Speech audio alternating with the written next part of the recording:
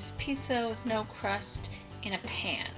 So we're going to start with 4 ounces of pepperoni, a half a roll of spicy sausage. You can use either the Jimmy Dean brand or store brand. Check the carbs, get whichever one is less. A teaspoon of fennel, which will go in when we cook the sausage. 4 ounces of spinach, which is entirely optional, and you can use whatever pizza vegetable you like. Peppers, olives, tomato paste. You're going to use half of this can.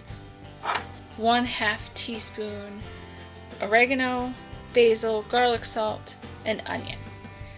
And we're going to top it all off with 4 to 6 ounces of cheese. It depends on the size of the pan you're cooking it in. You want the cheese to cover the meat and sauce completely, and I'll show you how that's done. In a small bowl, you are going to mix half the tomato paste with the garlic, oregano, basil, and onion. Into that you're going to add 1/2 to 3/4 cup of warm water, hot water, and you're going to mix. It's just fine if it's a little lumpy. It's going to cook in with the pepperoni and sausage and spinach. Just mix it the best you can. Don't worry about the lumps, it will cook. In a skillet over medium-high heat, you are going to arrange a single layer of pepperoni. We can overlap, but it needs to be a single layer.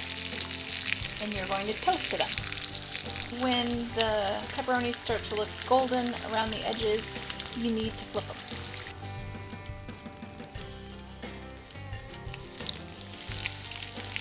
They're going to start to look a little more yellow and a little less red. That means they're almost ready, like that one. That means they're crisp, but this is really close to burnt, so keep an eye on them.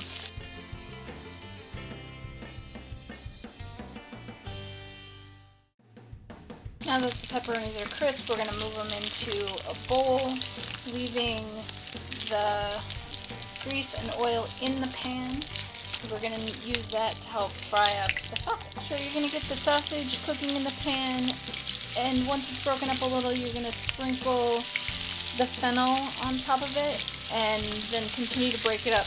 The sausage is browning. If you want green peppers in your pizza meat, you should put them in as soon as you get the sausage broken up, because then they'll cook thoroughly. You may want to make sure the sausage is cooked completely and a little crisped, and we're going to take that out now and you can put it in the same bowl you have the pepperoni in.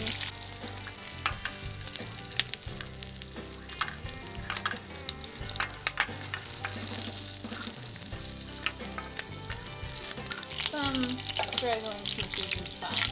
So now we're going to fry the spinach. You want to add about half of the spinach and let it cook.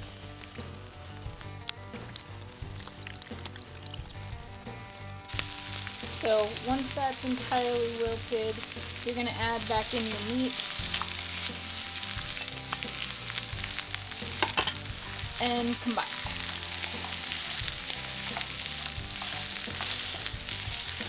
I try to get it evenly combined so there's not a ton of spinach only on one side, because this will end up being at least 2 meals for us. This is Steve's favorite, so he normally has it for lunch one day and then the rest the next day.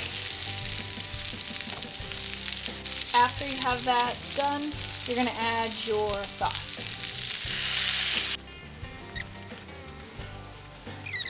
So now that it's bubbling away, you're going to cover it with the cheese.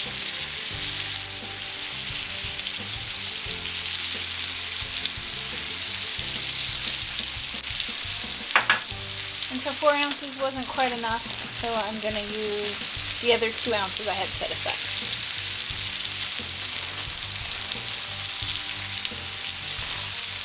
Alright, cover and cook for 2 to 3 minutes. When it's done, it should look something like that.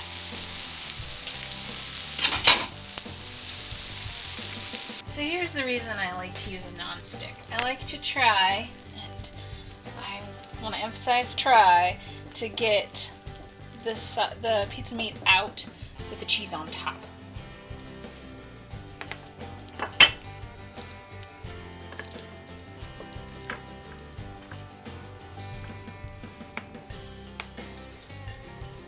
So, sprinkle a little Parmesan on top, and you have a nice pizza meal that's keto. It's easy to make, it doesn't take hardly any time, and it'll get you through those pizza cravings.